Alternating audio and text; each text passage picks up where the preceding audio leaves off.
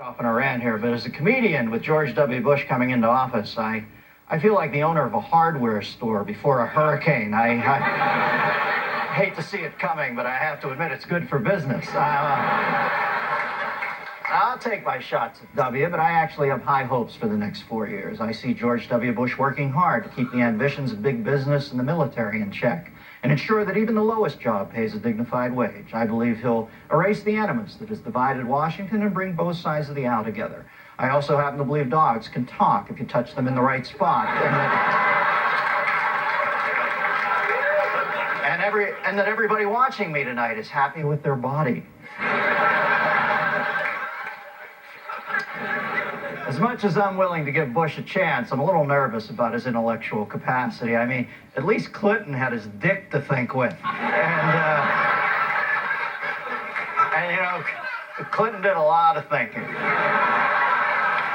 If I were Bush, the first day I took over, I'd have a convoy of 6 rug doctor trucks come chugging through the main entrance, park right in front of the TV cameras, start dragging those steam cleaning hoses through the Oval Office door, huh? Kind of like buying Bob Guccione's mattress at a yard sale. Okay, he didn't fuck. I'm the bad guy. All right, good. Now, you can say what you want about Bush, but he's going to surround himself with people who are so experienced that they aren't going to let him eat at the grown-up table for a long time.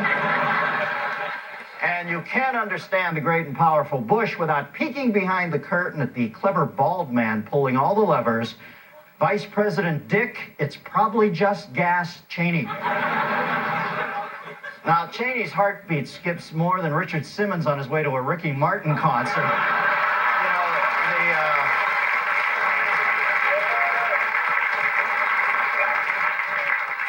The job of vice president doesn't give you that much to do, so it would be a shame if the very first state funeral he attended was his own. But Cheney is also smart, crafty, and persuasive, so give George W. Bush credit for putting him on the team. Most presidential candidates try to pick a running mate who won't outshine them, but who would that be for Bush? I mean, maybe Wilson, the volleyball from Castaway. Let's put Bush's cabinet under the microscope, or as George W. calls it, the little stuff, the big stuff thingy. Now, we do need to cut Bush some slack on Linda Chavez. How could he possibly know the woman had a Guatemalan slave? Chavez got out quickly. I guess she felt that if people had a hard time with the illegal alien maid, they might respond even more negatively to the 30 Haitians assembling salad shooters in her basement. Attorney General nominee John Ashcroft will not be able to fill Janet Reno's shoes, but then again, Shaquille O'Neal couldn't either. But what I don't understand is how Ashcroft can be so pro-death penalty when he lost his last election bid to Mel Carnahan, a dead guy. What's really scary is that most people thought Carnahan won the debates, too. National Security Advisor nominee Condoleezza Rice has often been described as W's foreign policy tutor. Yeah, I love the sound of that. Nice to know we're signing the nuclear arsenal over to a man who needs after-school help.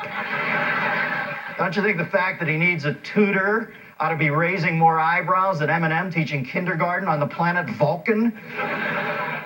Secretary of Health and Human Services nominee Tommy Thompson says his top priorities include overhauling Social Security and Medicare, as well as fixing his stupid name. What kind of guy makes it past 40 with a Y on the end of his first name? Hey, Tommy Thompson, nice to meet you, you loser fuck. I'm Denny Dennerson. For Secretary of State, Bush chose Colin Powell.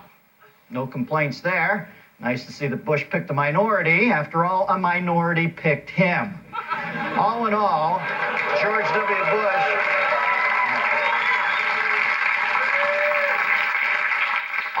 George W. Bush has to have had the same reaction that I did after I got the job on Monday Night Football. Hey, what the hell happened here? I only applied for the job because I never thought they would actually give it to me. So my advice, George, is take your lumps and jump in there. For me, it was the best thing I ever did. Next, of course, to this show on HBO. Hard kissing 2 asses at once. In the end, it's hard to know what history will make of the second Bush presidency. Will it be regarded as an aberration in the electoral process, a surprisingly capable underdog effort, maybe just a placeholder in the strange but easy to remember presidential sequence, Bush, Clinton, Bush, Clinton? Whatever it is to be, there's one thing we know. It's time for daddy's little boy to grow up. George W. Bush's seemingly endless supply of free passes is now officially drier than any of the oil wells he once managed. I, for one, wish him the best. I don't pretend to know anything about the Machiavellian intricacies of politics. The one hand washes the other, that scratches the back, that spanks the monkey, that gives the reach around to whomever. All I know is with the NASDAQ numbers acting like they're in a fight scene from Crouching Tiger, Hidden Dragon, and the once madly thriving economy now teetering like Forrest Whitaker in a pair of Jimmy Choo stilettos. If I were W, the first thing I'd do when I set foot in the White House, before I unpacked the video golf game, before I started crank calling my old frat brothers, before I snuck up behind Dick Cheney and popped an inflated paper bag, the first thing I'd do is get my ass on the phone and send Alan Greenspan a 4-year supply of Omaha fucking stinks, all right? Of course, that's just my opinion.